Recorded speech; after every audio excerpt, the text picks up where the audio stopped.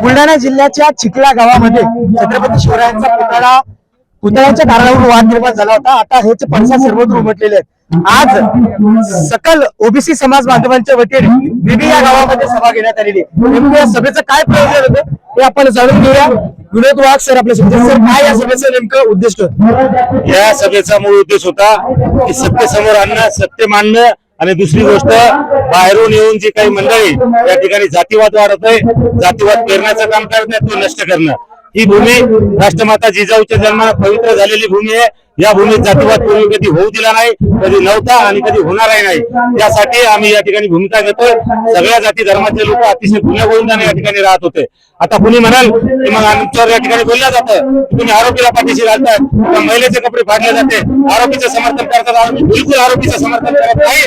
जर त्या ठिकाणी सिद्ध झालं किंवा दिसत असलं की त्या महिलेचे कपडे कुणी एखाद्याला फाडले आणि तो कुठल्याही जातीचा असो, त्याला ठेकायचे सगळ्यात पहिले काम आम्ही करू। व्हिडिओ व्हायरल झाले, चुकीच्या पद्धतीनं त्या ठिकाणी व्हिडिओ व्हायरल केले आणि जे व्हायरल व्हिडिओ झाले त्यात कपडे फाडताना दिसतं का कुठं कोणी मला दाखवा।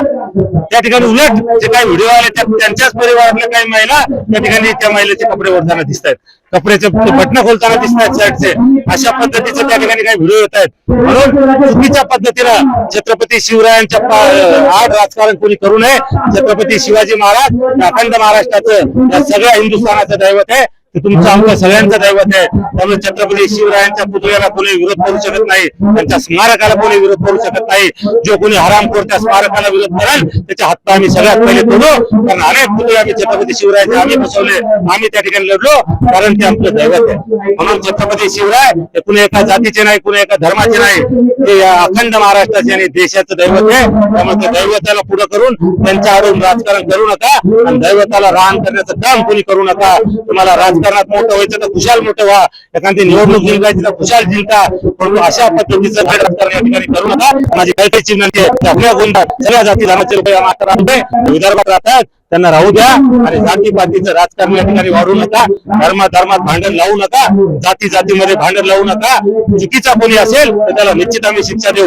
संतोष देशमुख करणार जर आम्ही सांगितलं ठीक आहे, तुमच्या पद्धतीनं त्या ठिकाणी संतोष देशमुख यांचा खून झाला, निर्गुणपणे खून झाला, त्याच्या आरोपीला माफ करू नका, तुम्ही भूमिका घेणार आम्ही आम्ही त्या प्रकरणात आरोपीला शिक्षा देऊन सांगणारे आम्ही।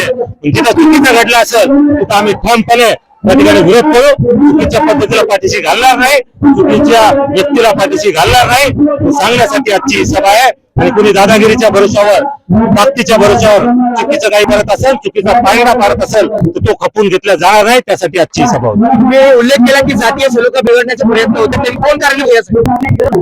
तेच मी सांगतोय की आता पोलिसांनी त्या सगळ्या गोष्टीचा तपास करावा। या ठिकाणी जागे आल्यानंतर त्यांनी सत्य परिस्थिती जाणून घ्यायला पाहिजे होती, खरं काय ते समजून घ्यायला पाहिजे होतं। त्याच्यानंतर काय केलं, चांगली माहितीच्या गोष्टीवर या ठिकाणी यायचं आणि या ठिकाणी जातीजातीत भांडण लावून असं भडकाऊ विधान करायचं अतिशय चुकीचं आहे। जबाबदारी नाही, त्यांनी सगळं तपासून